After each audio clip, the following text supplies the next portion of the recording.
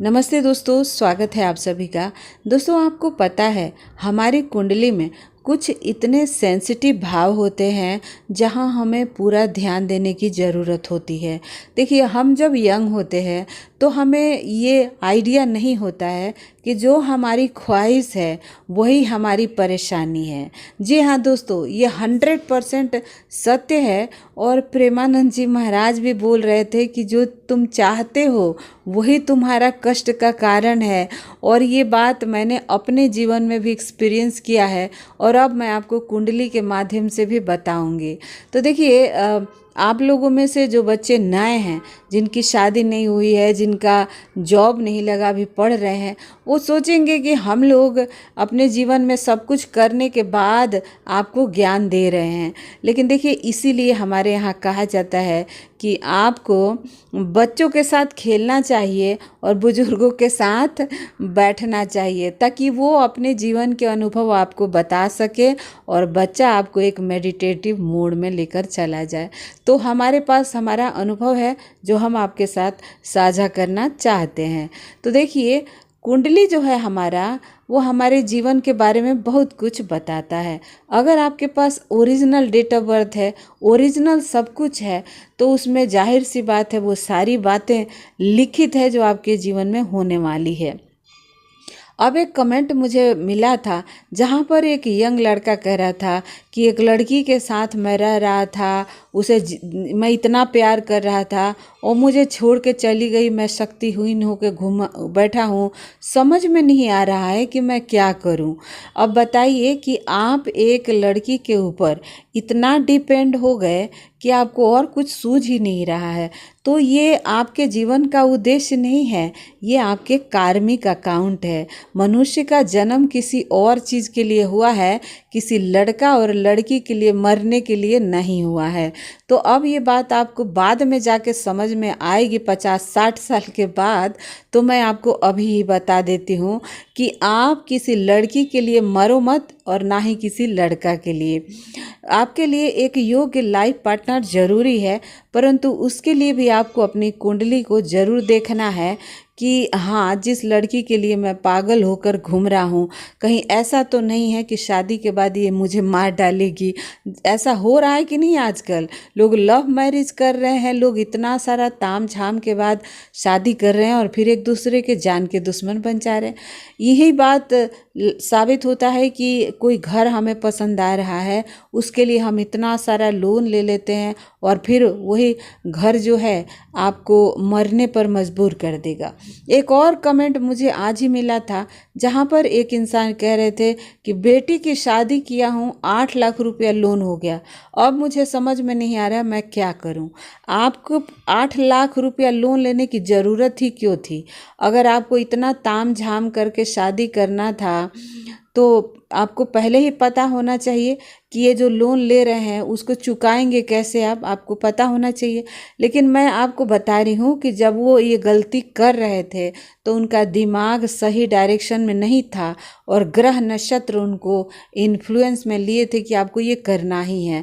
जैसे कि लड़के लड़कियां जब ताम झाम करते हैं अपनी शादी में, अपने माँ बाप के खर्चे करवाते हैं, अपना करते हैं, आउट ऑफ कंट्रोल जो उनके ये शो ऑफ होता है, वो बाद में उनको दिक्कत देता है। हालांकि शादी तो बहुत सादगी से भी हो सकती है। अब उस आदमी को 8 लाख रुपया लोन लेने की क्या ज़रूरत थी जब तुम्हें भरने का कोई रास्ता नहीं है? अब तुम फांसी लगा के मर सकते हो या कुछ ना कुछ दुर्घटना तुम्हारे साथ ज़रूर होगी क्योंकि तुम लोन नहीं भर पाओगे। तो मैं ये सब लेक्चर क्यों दे रही हूँ दोस्तों? मेरे कहने का मतलब ये है कि यही सारी सेंसिटिव एरिया आपके कुंडली में है कि आपको कष्ट कहाँ से आएगा, आपको लोन किस लिए लेना पड़ेगा, आपकी शादी आपके लिए परेशानी का कारण है, संतान होने के बाद आपको संतान दुखी करने वाला है, आपके जॉब आपको आजीवन दुखी कर सकता है, आपका हेल्थ आपको आजीवन परेशानी दे सकता है। ये सभी चीज़ें जानने के लिए ज्योतिष के पास जाना जरूरी होता है, समझ रहे हैं दोस्तों। इसलिए नहीं कि हम कितने करोड़ कमाएंगे और ये जो सोशल मीडिया पर रातों रात करोड़पति बनाने के सपने दिखा रहे हैं, उसके लिए ये सब झूठ है और बकवास है। इससे कुछ नहीं होता है दोस्तों। आपको ये जरूर देखना है राहु केतु शनि कहाँ प्लेस्ड है, 6 8 12 का संबंध किन भावों से हो रहा है, और 6 8 12 ज़्यादा मजबूत तो नहीं है। ये सारी बातें देखना है।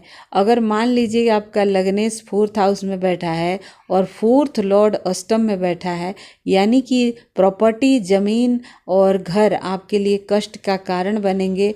माँ के साथ आपका कार्मिक अकाउंट है, माँ के लिए आप लोगों से लड़ेंगे, झगड़ेंगे, ये सारी चीज़ें आपके साथ होंगी।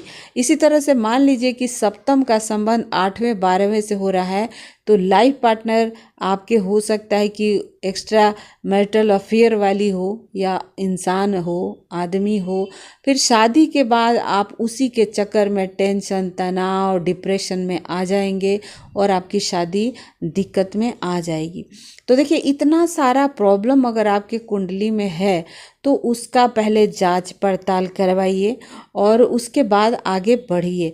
अगर आपका 4th हाउस खराब है तो मैं आप लोगों से बार बार एक बात कहती हूँ दोस्त, आजीवन आप रेंटेड हाउस में रह लीजिए, पुराने घर में रह लीजिए, लेकिन घर मत खरीदिए, क्योंकि वही घर आपको जीवन भर लोन में डाल सकता है और आपको कोई रास्ता नहीं सूझेगा। सप्तम हाउस खराब है तो आप जीवन भर कुंवारे रहने का माइंडसेट बना लीजिए। शादी के बाद ज़िंदगी नरक होने से अच्छा है कि आप सिंगल ही अच्छे रहें। जॉब में अगर दिक्कत है तो उसका उपाय कीजिए, रेमेडी कीजिए। पंचम भाव अगर प्रॉब्लम में है तो उसका भी आप किसी योग्य पंडित से दिखाकर आप उसका उपाय करिए, उसके बाद ही आगे बढ़िए। या फिर आप प्लान कर रहे हैं तो पहले ही पूजा पाठ सब कुछ करा लीजिए, ताकि आपके गर्भ में अच्छी आत्मा का वास हो सके और जीवन आपका सही रहे। तो कुंडली जांच करवा के कोई भी इवेंट अपने लाइफ में अगर करने जा रहे हैं तो करिए।